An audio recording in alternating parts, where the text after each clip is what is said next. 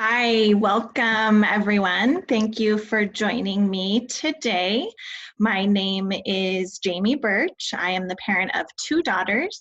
My youngest daughter is in high school and has been receiving an individualized education program throughout her public school career. So I have a few years of personal experience with IEPs. I am also the ABI Community and Northwest Down Syndrome Association Projects and Community Coordinator with Northwest Disability Support. One piece of my work is to support parents and professionals with special education resources, information, and training. I hope this presentation will support you to better understand the IEP process and form. I'm not an attorney, so the information presented is not legal advice and is not to be acted on as such. I will try to keep this presentation to 1 hour, but there is a lot to cover, so we may run over just a bit. Please note we may not have time for Q&A today, so if you have questions or would like to schedule a Zoom meeting for an IEP review, you can contact me directly by sending an email to jburch, B-U-R-C-H, @nwdsa.org. We will also be offering other opportunities to get your questions answered during IEP drop-in times virtually, so check out our events calendar for the next date. We are all here today for the Decoding the IEP plan, so you can be an informed and active partner. This presentation is about the Individualized Education Program process and form. My goal is for you to learn details about the steps that happen in the IEP process and to gain an understanding of the IEP form and the sections on the form so you feel more prepared and confident. The boxes that are checked or unchecked on the IEP form really do matter, and knowing what the written statements on the IEP form mean are very important as well. If you can get out a copy of your child's IEP today and get a red pen and highlighter if you have one, that will help you make some notes and mark up some things on your child's IEP form. So that when you reach out, you can have those questions or ideas written on your child's IEP form so that you can get some clarification or suggestions for your child's IEP.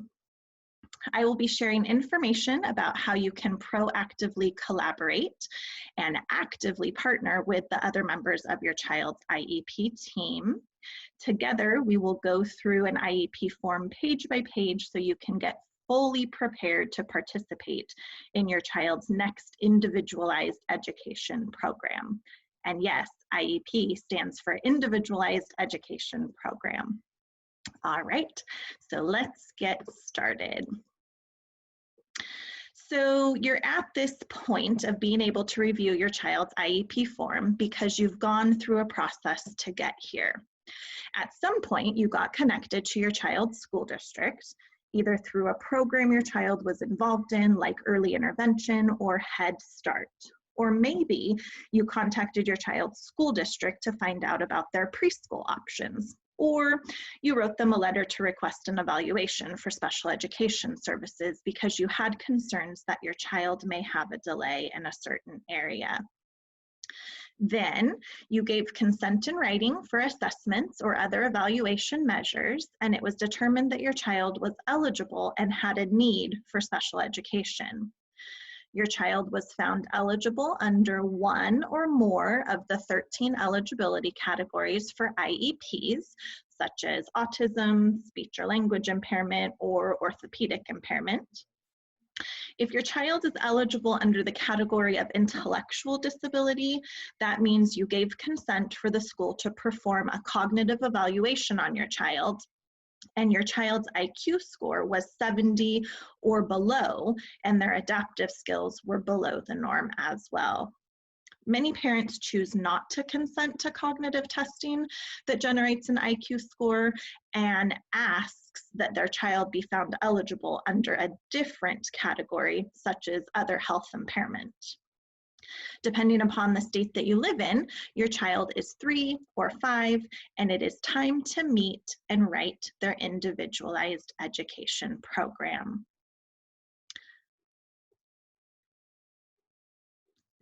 You may have been contacted by the school district to set an IEP meeting date and time, or you could have reached out to set the date and time yourself. A date and time should be set that works for you. If you are the one reaching out, you can propose 3 dates and times that work for you, or you can ask the district to propose a few dates and times that you can choose from. After the IEP meeting is set, you should receive a document called a prior written notice that states what the meeting is for and includes details about the meeting like the date, time, and location. You should also receive prior written notice at other times, like when the district is proposing or refusing to change something in the individualized education program and the reason why. Now that the meeting is set, you can invite people who support you and who know your child. You never want to go to an IEP meeting alone. It is helpful to have someone there with you to take notes or who can help you identify when it is time to take a break if you need one. It is important people come, like daycare providers, private preschool teachers, or therapists who know your child and know their skills. If they aren't able to come, you can ask them to send a letter of support that outlines your child's current skills and challenges. This is a good time to also send an email request to your child's IEP case manager, who is often the preschool teacher or school special education teacher, to ask that they provide you a copy of the draft IEP before the meeting. I ask that I receive it at least 1 week before the meeting in order to have time to review it and process it. Agree on a date that you will receive the draft in writing so that you have record. Receiving the IEP draft before the meeting helps me to prepare for the meeting and to be able to fully participate during the meeting. It is helpful to receive a draft ahead of time so you aren't seeing it for the first time at the meeting. It's really hard to review it, process it, and be able to fully participate if you aren't familiar with what is written on the IEP form. It also gives you a heads up as to what direction the IEP is headed. Are they proposing goals and services in a separate special education setting, or are they proposing goals and services in the regular education classroom? If you have created a 1-page or portfolio about your child, send it in a separate email to the IEP case manager and ask them to share it with the team. If you haven't created a 1-pager or portfolio about your child, you can do so at any time. There are a few other things you can take care of before the meeting as well. You can send another email to the IEP case manager to request that they add a list of your child's strengths, interests, and preferences to the student strength section of the IEP form before the meeting, so it's reflected on the document at the meeting. And yet another email, you can send a request to the IEP case manager to add your list of parent concerns to the concerns section of the IEP form before the meeting as well. And if you've sat down and identified a list of things that work for your child, you can request that these be added as an accommodation to the accommodations section of the IEP form too. The reason I suggest sending separate emails is so that they stay brief and are only about one topic. If you send everything in one message, information can get missed and responses can get long. Sending your input and communicating ahead of time is a proactive way to facilitate being on the same page as much as possible before the meeting. If you don't receive the IEP draft on the confirmed date, reach out in writing, letting them know you haven't received it as discussed, and ask when you will receive it. When you do receive the IEP draft, you will notice it is a multi-page legal document. So if you have questions or concerns, please reach out to get support. On the IEP form, you will notice who is invited to the meeting. Every meeting should include key people or it is not considered an official IEP meeting. Key people include parent, regular education teacher, special education teacher, district representative, person to interpret evaluation data, related services personnel, and the child when appropriate. If all of those people are not on the list of who is attending the IEP meeting, get in touch with the IEP case manager and ask that they invite the people who are missing. If key people cannot be present at the meeting, you can ask that it be rescheduled until all of the key members can attend. If a related services staff member cannot attend and you are willing to consent to them not participating, then they can provide their input to you before the meeting. Print out the IEP draft if you can and write notes all over it. This will help in the meeting so you can have your questions and suggestions in front of you. And find someone who can be supportive with resources, information, experience, or expertise. The more you understand and know before the meeting, the more prepared and confident you will feel. If you are past this point and your IEP was yesterday or tomorrow, don't worry, because you can still iron out details and share your input, suggestion, lists, and more. Some districts say you can get back to them up to 72 hours after an IEP meeting with decisions and input, and other districts say you have 10 days. Find out how long you have to get back to the team after the IEP meeting. You don't have to make every decision at the meeting if you need more time or information. And finally, we can't forget about the student. How will your student be involved in the IEP process at the meeting? For younger kids, that might mean they are at the meeting on their iPad with headphones in because 1, you don't have childcare, and 2, you want the team to see that your child can attend to an activity for more than 5 minutes. But most importantly, they're there because it's their meeting about them, so they should be there regardless of what their participation looks like, if it works for you and your child.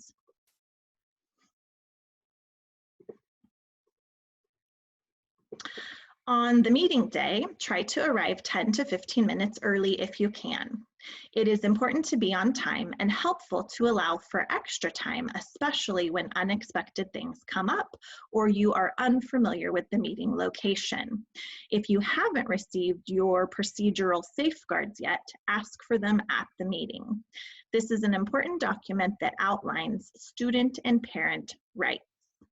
All key IEP team members must be in attendance unless you have given consent to excuse them.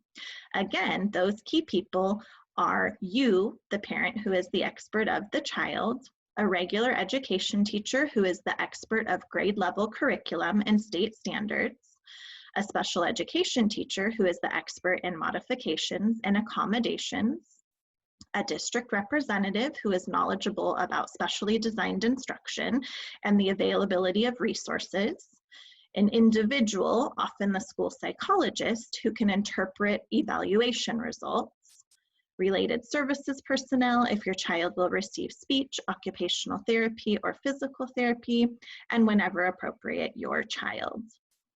If you have not given consent to excuse anyone and someone has not shown up to the meeting, but you feel it is necessary that they attend, you can ask that they bring someone else in last minute who's qualified to fill that spot, or you can ask that the meeting be rescheduled. I like to start IEP meetings off by introducing myself, then passing out my child's one-pager or portfolio if the IEP case manager has not brought copies to share.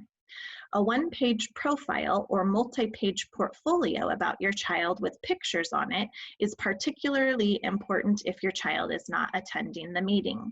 It gives the team a chance to see your child's face and think about your child and the things that they can do instead of only seeing the IEP document that outlines what your child cannot do.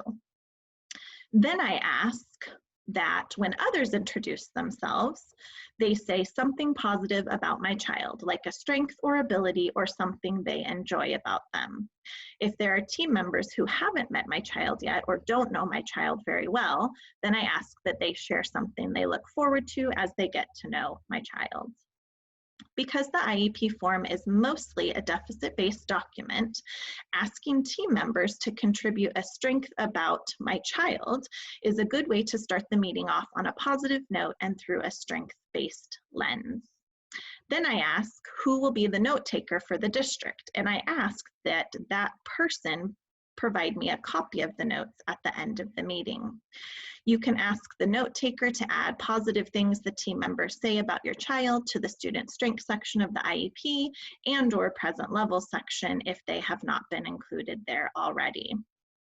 It is also good to know who the note taker is, because if anything happens during the meeting that does not feel right or sit well with you, or if someone accepts or rejects something that you propose or decline, ask the note taker directly to record that specific statement or decision. For example, Ms. Smith, can you please note that Mr. Jones, the district admin, said, we do not do inclusion.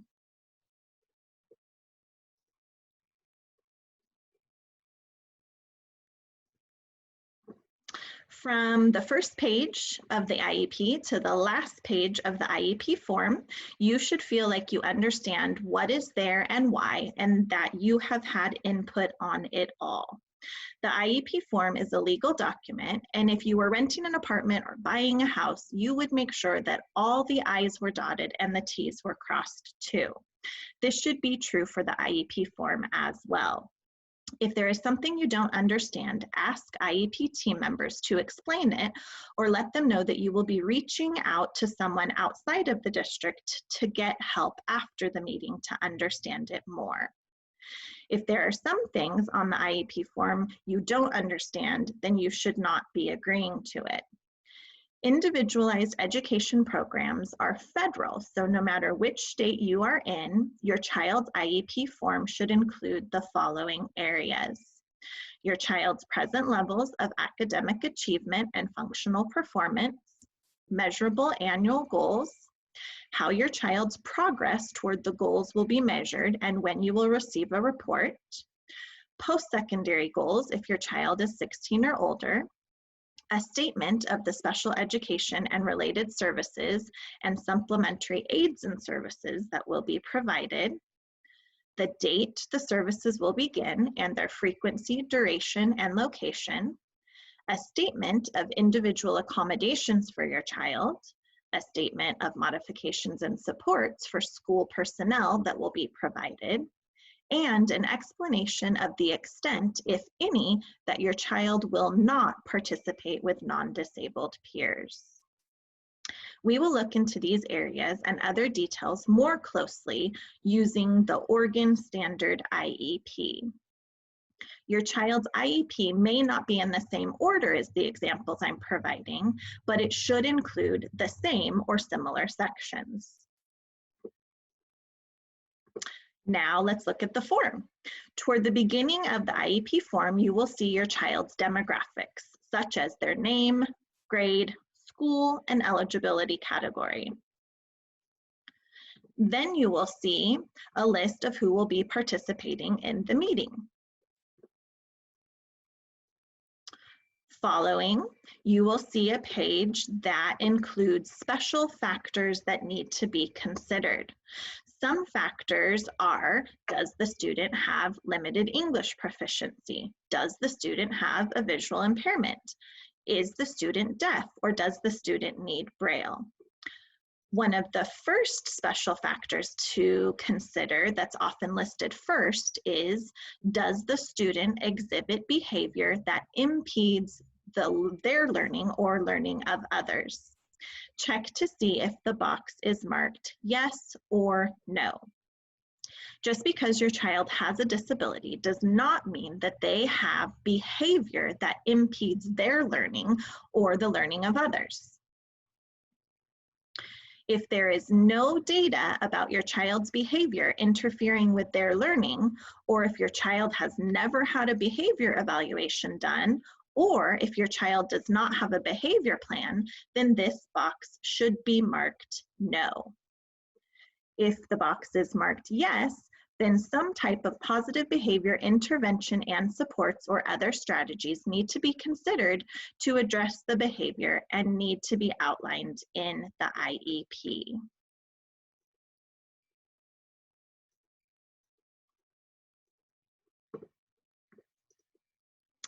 All right, I hope everyone can see that okay. Just increase the size a little bit on the slides. So you may see this information in the behavior section of your child's present levels, or sometimes on a separate page. If the box is marked yes, that your child's behavior impedes their learning, then some type of positive behavior intervention and supports or other strategies will need to be considered to address the behavior and need to be outlined in the IEP.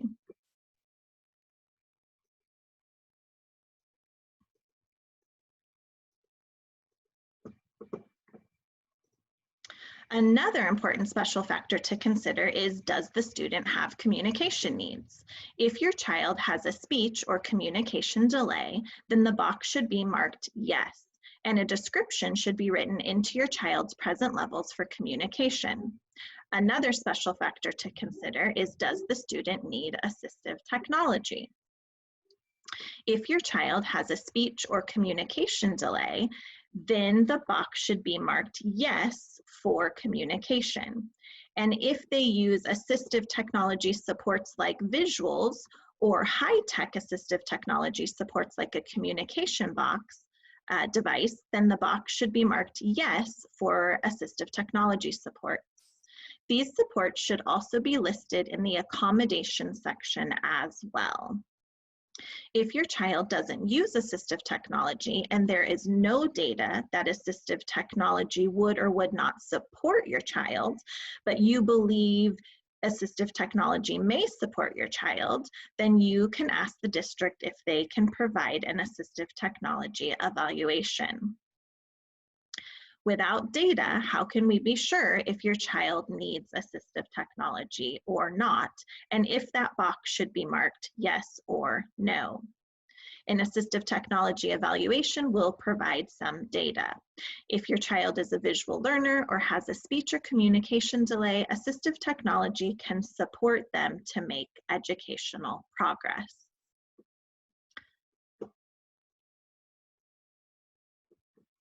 In developing your child's IEP present levels, their strengths must be considered. Come up with your own list of your child's strengths to contribute to this section. Strengths are important to identify so people know what your child is already good at. Plus, identifying strengths and abilities help a team look at what your child can do and how they can build on that and use those strengths to work on areas your child may have challenges in. Also note that strengths are not personality traits.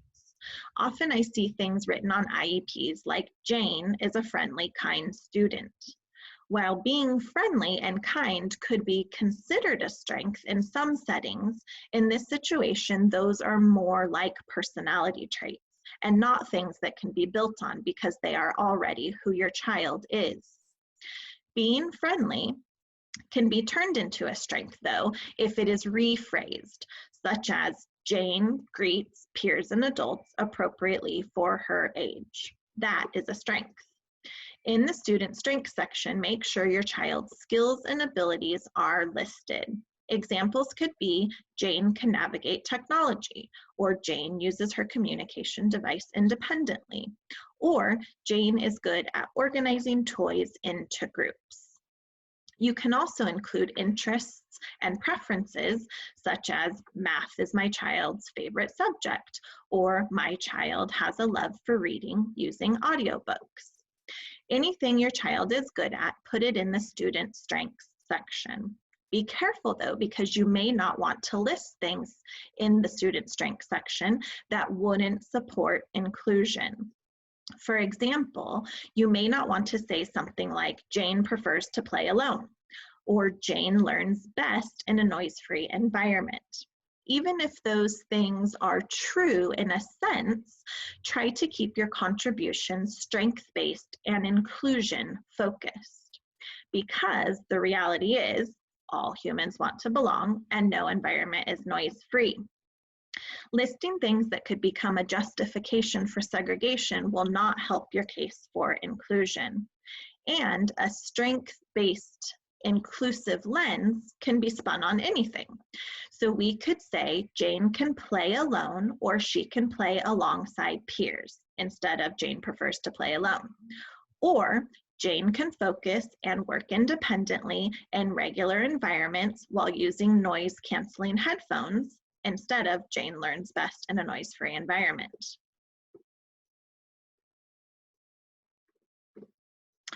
In the parent input and concerns section, this is where you will want to contribute input about your child's academic achievement and functional performance, as well as your concerns for enhancing your child's education. You can include more specific things in the input area about your child's academic and functional skills. This is where you can provide information about your child's current levels, such as Jane can identify the letters of her name, or Jane knows how to clean up after herself, or Jane uses a calculator to accurately do addition and subtraction. This section is also an opportunity to list your parent concerns. If the IEP team proposes that your child will work on their goals and receive their services in a separate setting with only other children with disabilities, you could note your concern about this. I am concerned my child will not have access to non-disabled peers. If the team is proposing that your child will work on their goals and receive their services in a separate setting other than the regular classroom, you could note your concern about that. I am concerned my child will not have access to their grade level class, teacher, and curriculum. If you think your child has a delay in an area that they have not been evaluated in, you could also list your concern about their delays. I am concerned my child has a delay in speech and may benefit from speech services. The goal of listing your concerns is to have your concerns documented and addressed.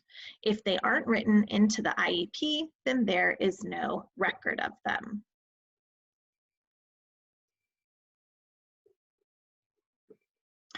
Present levels. For each area your child has been found to have a delay or deficit in, there should be a description about it in the present level section. The purpose of this section is to identify your child's current level of learning in academics and functional performance areas, so goals can be set and progress can be measured. Present levels should describe your child's strengths and weaknesses, what helps your child learn, what interferes with their learning. There should be data and current evaluations, and how your child's disability may affect their involvement in the general education classroom. Academic and functional present levels should be based on recent data from assessments and evaluations, observations, parent input, records review, and other current sources of data collection. Academic areas on the IEP include reading, writing, and math. Functional performance means daily living and self-help skills like dressing, eating, and using the bathroom. Functional skills are often labeled as adaptive skills. Other present level areas could include social emotional, behavior, communication, fine motor, and gross motor. Many present level areas are written by a general educator or special educator. Communication present levels may be written by a speech language pathologist. Fine motor present levels may be written by a school occupational therapist, and gross motor present levels may be written by a school physical therapist. If the present levels include outdated information from preschool and your child is now a third grader, you could ask that that information be removed from the IEP because it is no longer relevant. If the present levels do not accurately reflect what you see in your child at home or other settings, you can ask that your input about your child's present levels be added to the IEP form to reflect your data. Like the rest of the IEP, the present levels must be specific and not vague or general. For example, Jane has difficulty reading third grade material is not specific. However, Jane reads third grade materials at 40 words per minute with 60% accuracy is specific. It tells us where she's at so we can develop a goal and later measure if she has made progress by increasing her words per minute, accuracy, or the grade level that she's reading material at. The present levels can also include how your child's disability affects their involvement and progress in general education. This type of statement could be something like, Jane's disability requires a need for supports to stay on task and maintain focus to participate in general education. Or, Jane requires specifically designed instruction to work toward grade level standards in the regular grade level classroom. If there is any inaccurate, offensive, or hurtful language in the present levels or anywhere on the IEP document, you can ask that those particular words or phrases be removed or updated. For example, if data from a recent evaluation or assessment says Jane can't count to 10, but that isn't true because she can, you could ask that it is reworded to say Jane did not count to 10 upon request. There's a big difference between can't at all and did not in that moment. And words like mental retardation should not show up on the IEP. The term mental retardation was updated in 2010 in federal law to intellectual disability and in the DSM-5 in 2013 to intellectual disability. Mental retardation is no longer appropriate, no longer an IEP eligibility category, and no longer an accepted way to describe a person. If your child is 16 or older, a transition planning section will be included on their IEP form. Sometimes transition planning can begin at age 14, but it is always required at age 16. When thinking about high school, remember that certain requirements must be met for your child to receive a regular diploma. So look into what that means and what that will take to be accomplished. In some cases, if your child does not receive a regular or modified diploma, this could negatively impact their options for employment and college because they would not meet a college's entrance requirements or an employer's criteria around graduating high school. Transition planning should be based on age-appropriate transition assessments related to training, education, employment, and independent living skills, and also be based on a student's interests and plans for after high school. This could include post-secondary goals for college. If your child or you as a parent are struggling to identify your child's interests and dreams and goals for after high school, you can request that the school provide a facilitated person-centered plan meeting. This is a great opportunity for all of the important people in your child's life to come together at the same time, at the same table, to brainstorm and plan. By the time your child is of transition planning age, they should be involved in their IEP meetings if appropriate. This can look different for every student. It can mean the student invites peers or reviews the IEP draft with you before the meeting. It can mean your child introduces themselves at the meeting or prepares a slideshow about their after-school plans at the meeting. It can also mean the student helps facilitate running the meeting with support from you, the IEP case manager, or other team members. It can also look like you and your child reflecting on the meeting afterward. It is always important to listen to the student, and even more so during the transition planning age. Our children with disabilities need to practice moving into a role as their own expert for adulthood, and practice taking the lead of their life by being heard and listened to. And an IEP meeting is a perfect opportunity to practice those skills. During transition planning, you can also invite an outside agency like vocational rehabilitation to the meeting regarding their involvement with pre-employment transition services. Then it's time to create goals. Ask IEP team members if they can help develop goals for your child that can take place in natural, inclusive environments. Goals should be individualized, directed by your child's needs, and connect your child to the general education curriculum and their peers without disabilities.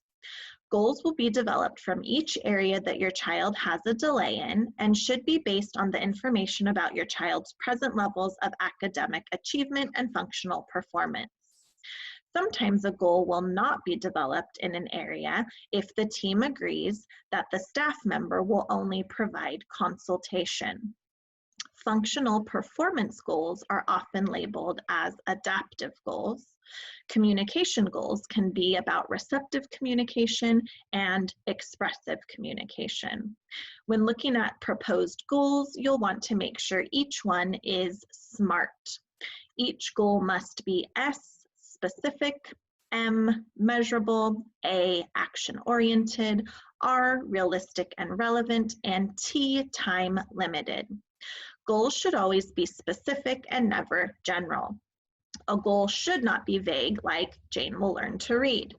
That doesn't tell us what she will read, what supports will be put in place for her to build reading skills, what she can read now, or what she should be reading in a year's time. For a goal to be measurable, it would state the current level of Jane's reading from the baseline level identified in the present levels, and at what level she should be at in 1 year's time. For example, Jane will read grade level material from 40 words per minute to 50 words per minute, or Jane will read grade level material from 60% accuracy to 75% accuracy, or Jane will read a grade level passage with correct pronunciation from 1 out of 5 times to 3 out of 5 times. There has to be some type of measurement that shows what Jane is doing now and what she should be doing in a year. Each goal should also be action-oriented. Jane will sit quietly for 5 minutes is not action-oriented. Sitting and being quiet aren't actions necessarily. They are actually pretty actionless.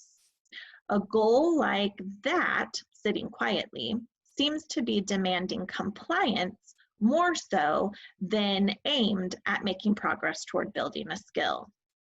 A similar goal that is action-oriented would be, Jane will participate in a task for 5 minutes from 2 minutes with 2 verbal prompts to 5 minutes with no verbal prompts. Participating and engaging in a given task are both action-oriented. Goals should also be realistic and relevant. If it isn't realistic for your child to go from knowing 3 numbers to learning all the numbers from 1 to 1,000 in a year's time, then that would not be a realistic goal for your child. If you want to keep the goal but want to make it more realistic, you can ask that the amount of numbers learned in a year's time be reduced to something that is more realistic. For example, Jane will count out loud from numbers 1 to 3 to numbers 1 to 20. And the goals should be relevant, meaning that they should address your child's unique needs. Goals should also be time limited, meaning your child should be able to demonstrate the academic or functional skill after 1 year of special education. And there should be information about how your child's progress will be measured.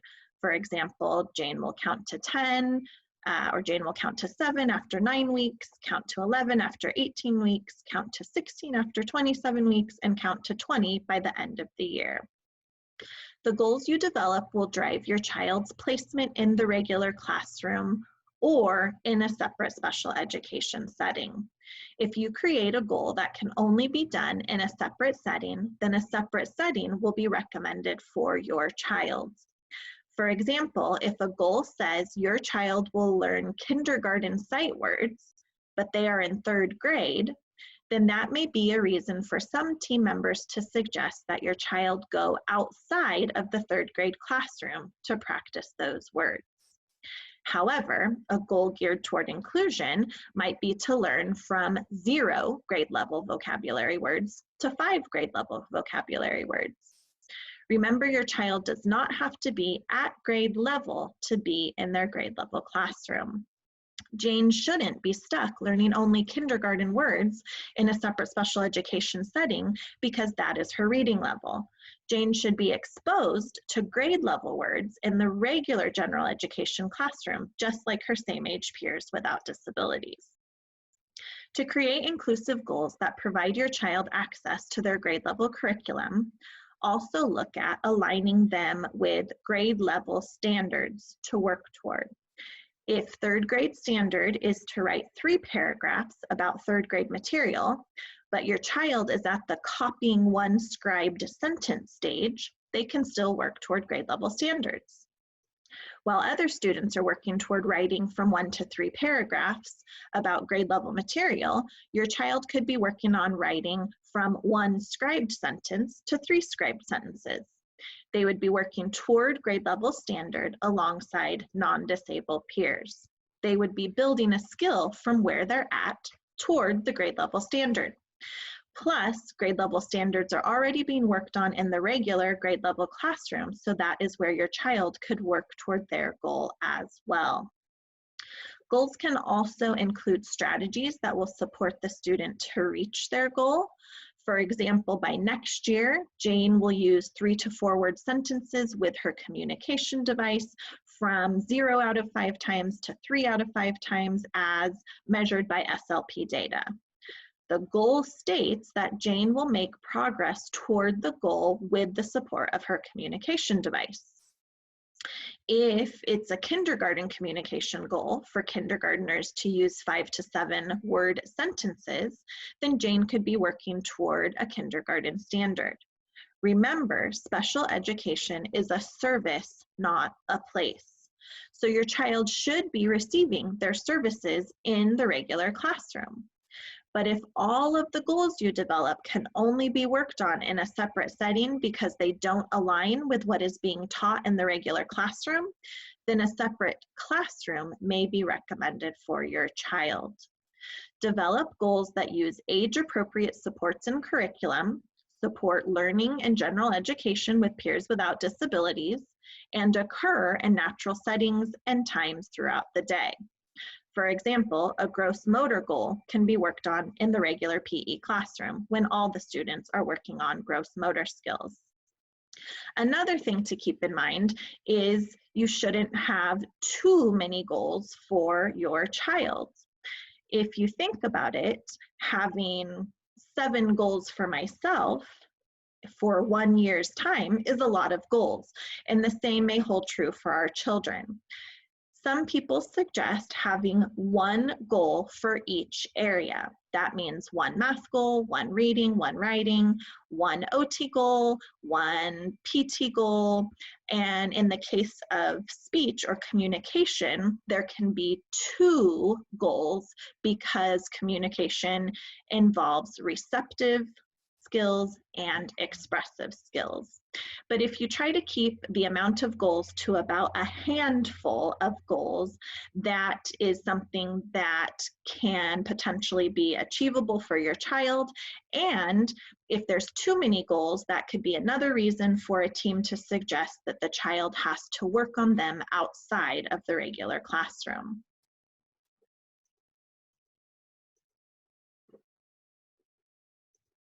Your child should be participating in grade level state and district assessments. Individual accommodations are available to your child for state and district assessments.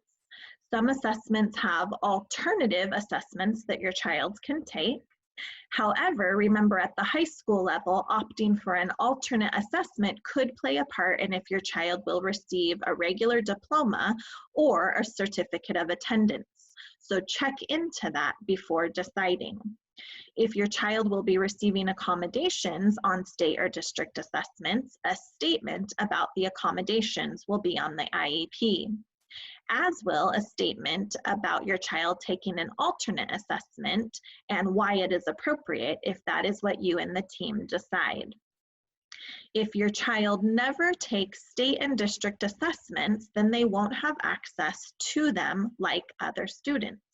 And how will your child ever learn how to test like other students if they aren't practicing? Sometimes I see students automatically opted out of state and district testing.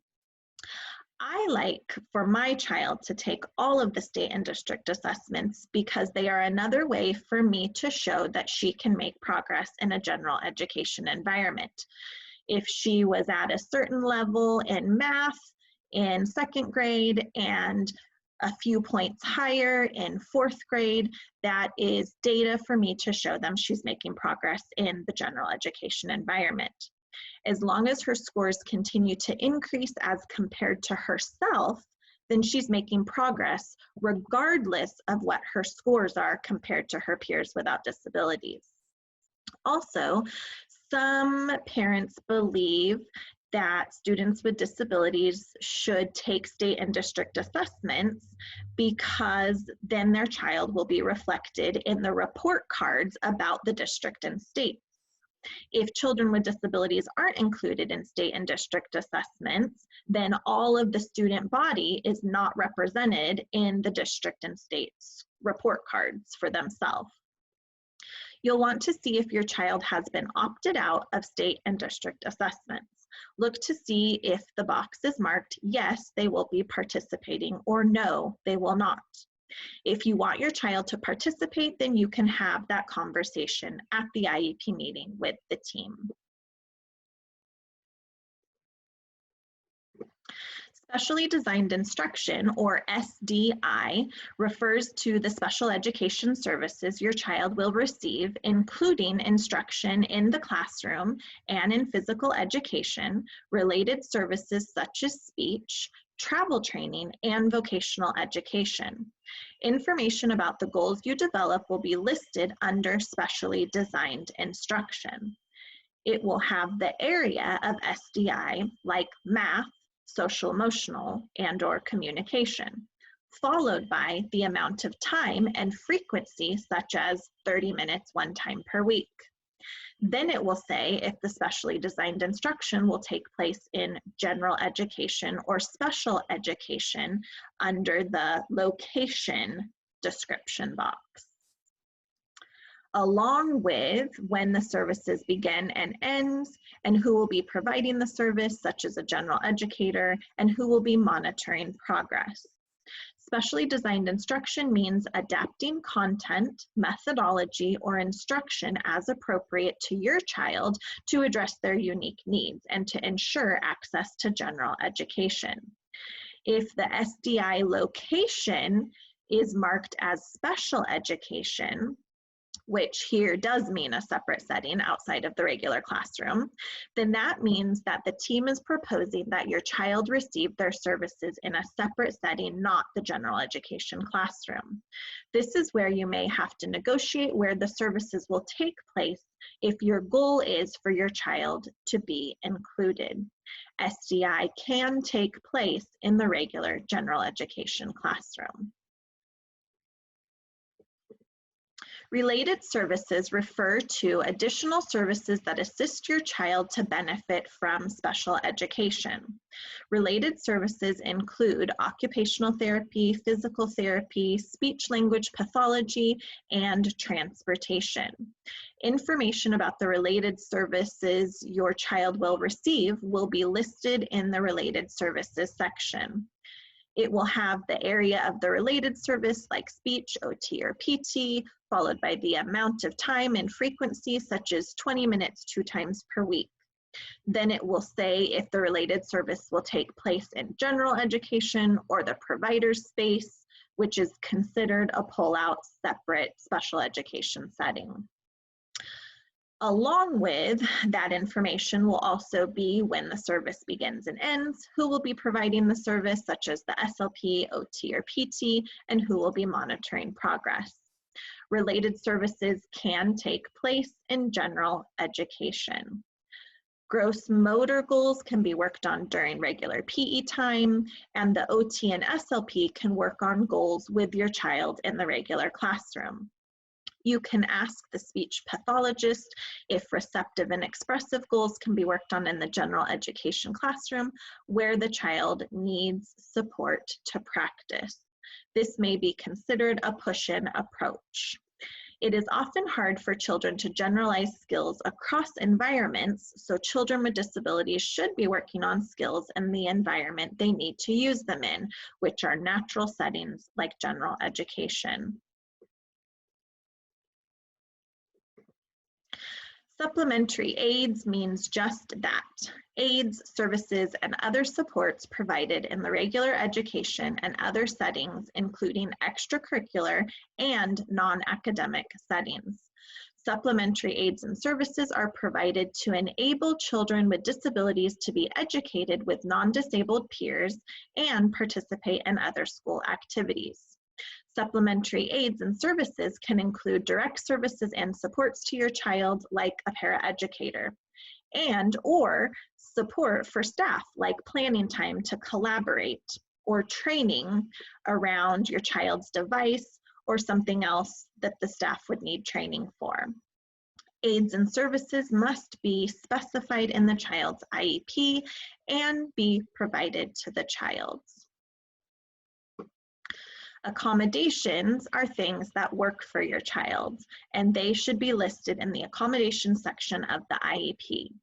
For example, preferential seating near the teacher, verbal responses, transition warnings, access to a scribe for written responses, use of a calculator, sensory breaks, and extra time on homework tests are example of accommodations. There are many different ways your child can be accommodated to be able to access the general education curriculum and their peers. Accommodations allow a student to complete the same assignment or test as other students, but with a change in timing, formatting, setting, scheduling, response, or presentation. Information about the accommodations will be listed in the accommodation section. It will specify the type of accommodation followed by the amount of time and frequency, anticipated location, dates, who will provide it, and who will track the progress and data. Accommodations could take place across settings, so the locations may say school-wide. Accommodations are tools your child needs to access what everyone else is accessing. Modifications will also be listed in a similar way as accommodations. Modifications, however, change what a student is taught or is expected to learn. Modifications include shorter assignments or different homework, as well as many other types of modifications, if that is what the team agrees your child needs. There is also a section about support for personnel. You can ask that it's written into the IEP that the general educator and special educator receive consult time together to prepare for your child's progress in the regular education classroom. Or if your child uses a communication device, you could ask that it's written into the support for personnel section of the IEP that the staff members, maybe at least 3 staff members at the school, know how to navigate your child's communication device and support them with it. If a para or SLP or an educator is out sick, there still needs to be a staff member on hand that can support your child with their communication. Another type of support for personnel can be that someone on the team is trained in universal design for learning or is trained in inclusive education.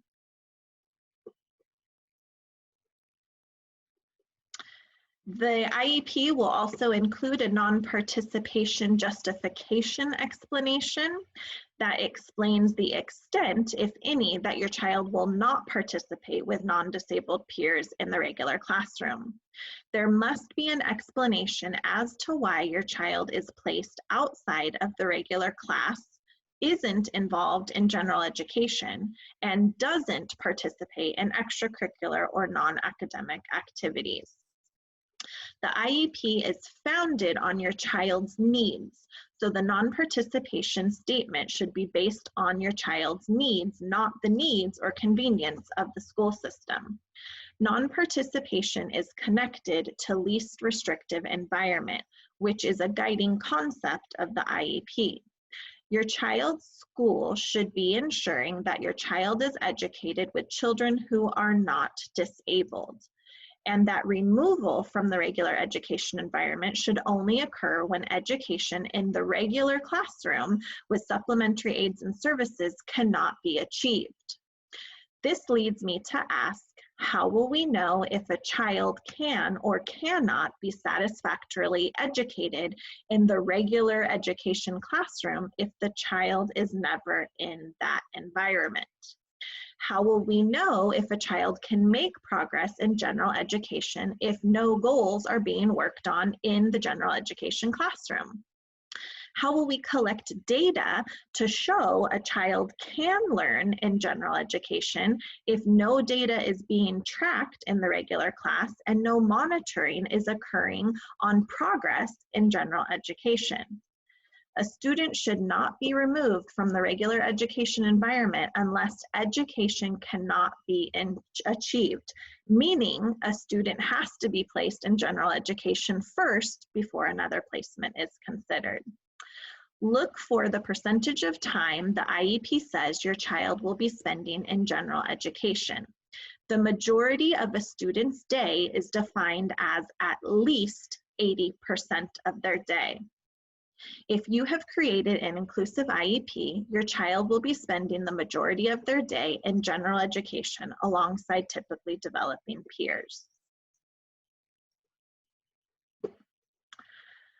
All right, so along with those sections, there are a few other sections on the IEP. There are also a section that includes ESY, which is extended school year, and there would be some boxes there that are marked yes or no, that your child qualifies for ESY. Basically, if there's any data that shows your child has regressed, then they may qualify for an extended school year if that's something that you think your child would benefit from. We do have some great resources on our website that we would love to have you check out. Our website is abicommunity.org. There's some resources that we also wanted to include for you today around how to rock an online virtual IEP meeting, and distance learning activities that can help your transition age youth prepare for adulthood. So visit our website for those as well. We would also love to receive your feedback. So if you can, please take a moment to fill out our online evaluation regarding this presentation. You may have received an email earlier that has a link to the post-evaluation for this presentation. And please fill that out so we can consider your input and feedback, which is very important to us. I just wanted to say thank you for joining us today. Your questions are important, and unfortunately, we didn't have time today to get to questions, but if you do have questions, we want to answer those, and if I can assist you with any special education questions or IEP information or resources, please reach out to me at jburch, B-U-R-C-H, at NWDSA.org. We do appreciate so much that the time that you spent with us today, and thank you for being here. Please take care, and I hope you stay healthy and safe. Thank you so much.